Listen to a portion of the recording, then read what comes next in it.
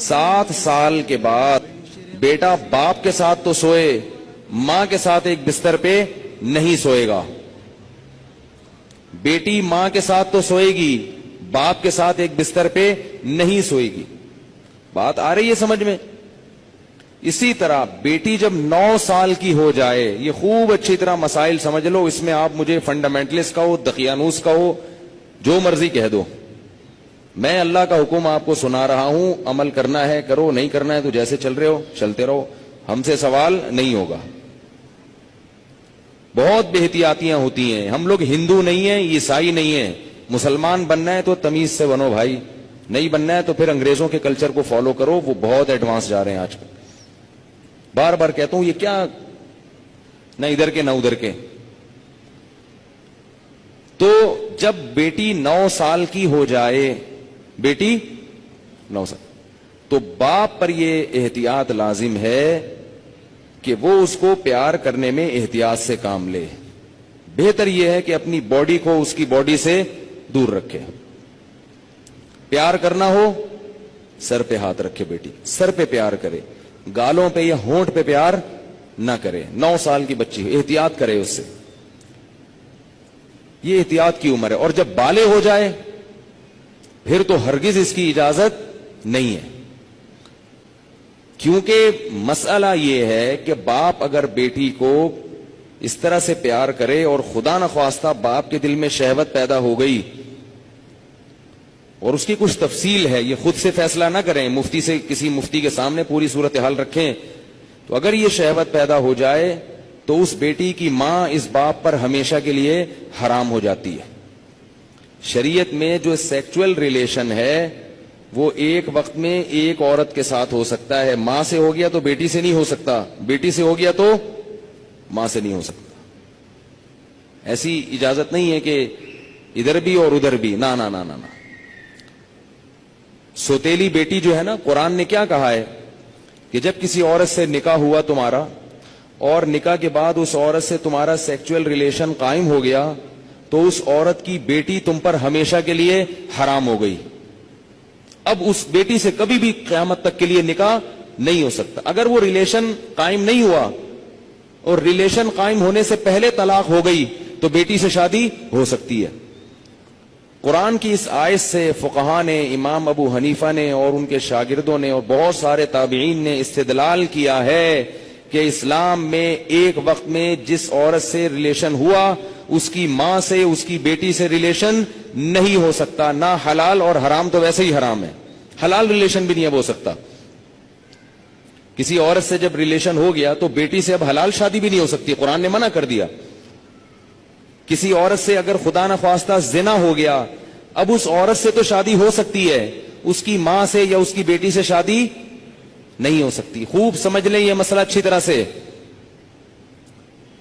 اسی طرح یاد رکھو کہ اگر داماد نے خدا نخواستہ بہو کے سسر کے ساس کے ساتھ، داماد اور ساس میں کوئی ریلیشن ہوا سیکچول، کس میں؟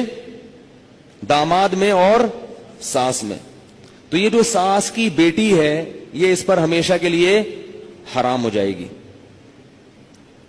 اسی طرح بہو میں اور سسر میں ہو گیا تو یہ بہو اپنے شوہر پہ ہمیشہ کے لیے حرام ہو جائے گی. بات آ رہی ہے سمجھ میں؟ اگر کہیں ایسا ہوا ہو تو خود سے فتویٰ نہ دے دیں، کسی مفتی کے سامنے باقاعدہ رکھیں. بعض لوگ خود مفتی بنتے ہیں، اس میں کچھ ڈیٹیل ہے مزید، وہ میں ڈیٹیل اگر بتاؤں گا تو بہت لمبی بات ہو جائے گی.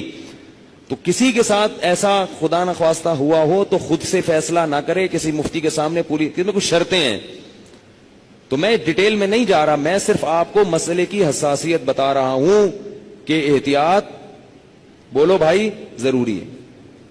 کن رشتوں سے احتیاط ضروری؟ سگی بیٹی سے احتیاط ضروری، بیٹے کا اپنی ماں سے احتیاط ضروری، ساس سے احتیاط ضروری، داماد سے احتیاط ضروری.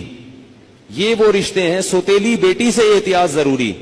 کسی عورت سے آپ نے شادی کی، اس کی بیٹی آپ کی محرم ہے، لیکن اگر اس سوتیلی بیٹی سے سیکچول ریلیشن ہو گیا تو وہ بیٹی تو حرام تھی، اس کی ماں بھی ہمیشہ کے لیے حرام ہو گئی. ایسے واقعات آتے ہیں. کسی خاتون سے نکاح کیا، اس کی بیٹی بھی ہے، اب بیٹی سے سر کی مالش کروا رہے ہیں, بیٹی سے پاؤں دبوا رہے ہیں. یہ کیا بے شرمی ہے بھائی. جوان بیٹی سے جو ہے نا وہ پاؤں دبوا رہے ہیں, سر کی مالش کروا رہے ہیں. اور بہت سارے ایسے واقعات آتے ہیں, فون آتے ہیں کہ جی جوان بیٹی تھی, اس سے ایسے میں کر رہا تھا تو مجھے شہوت پیدا ہو گئی, میں کیا کروں. کیا کریں بھائی, آپ کی بیوی حرام ہو گئی اور کیا کرو. حضرت یہ کیا, مجھے تو پتہ ہی نہیں تھا. شریعت کے علم, مسئلے کا علم نہ ہونا, اس سے یہ تھوڑی کہ شریعت ہی بدل جائے گی.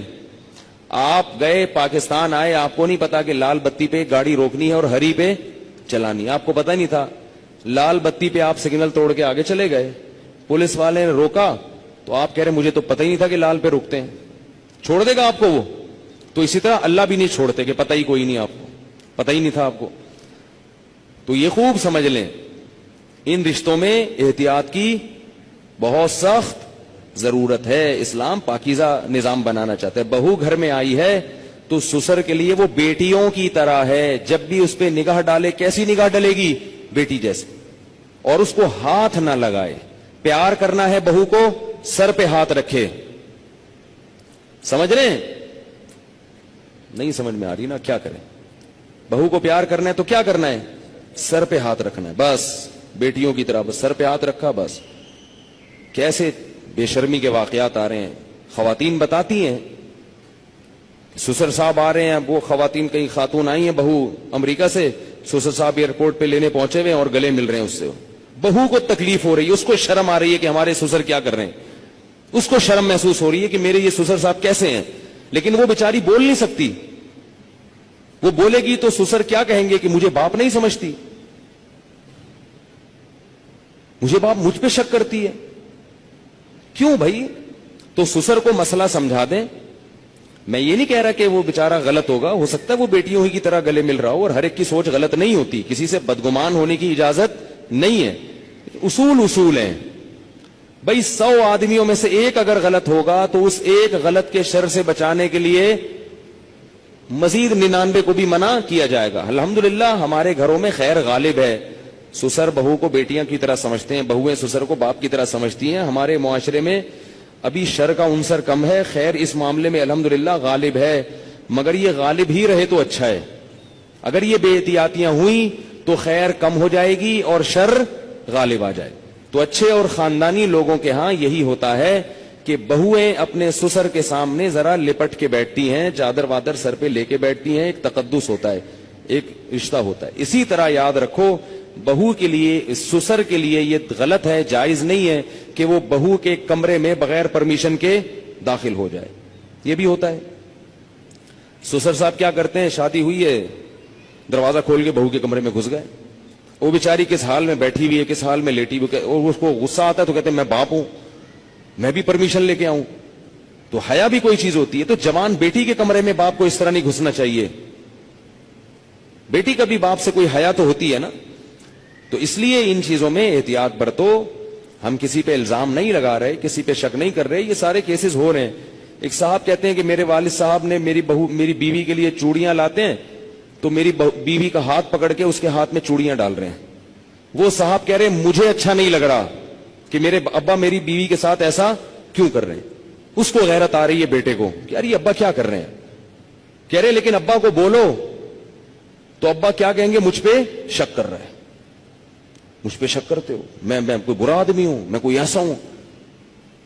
تو بھائی شک کی بات نہیں ہے. ابا کو بتا دو, ابا آپ بہت اچھے ہیں, بہت اچھے ہیں, لیکن آپ کو شریعت نے اس کی اجازت نہیں دی ہے کیونکہ اس سے شر پھیل سکتا ہے. سعودی عرب کے مفتی اعظم جو سابق تھے, بڑے پرہیزگار عالم تھے, ان کا یہ فتویٰ تھا کہ اگر ساس جوان ہو اور داماد بھی جوان ہو تو ساس کو چاہیے کہ داماد سے پردہ کرے. بہتر ہے, واجب تو نہیں ہے لیکن بہتر ہے. اسی طرح اگر سسر بالکل جوان ہو اور بہو بھی بالکل جوان ہو تو بہو کو چاہیے کہ وہ سسر سے اس زمانے میں پردہ کرے. تو ہم یہ تو نہیں کہہ رہے کہ پردہ کرے, ہم تو آسانی دے رہے ہیں. پردہ نہیں بھی کرتی تو کم از کم احتیاط لازمی کرے. یہ تو وہ رشتے ہیں جو اللہ نے حرام کر دیے. اور دیور کیا ہے, وہ تو موت ہے بھائی, حدیث میں آتا ہے.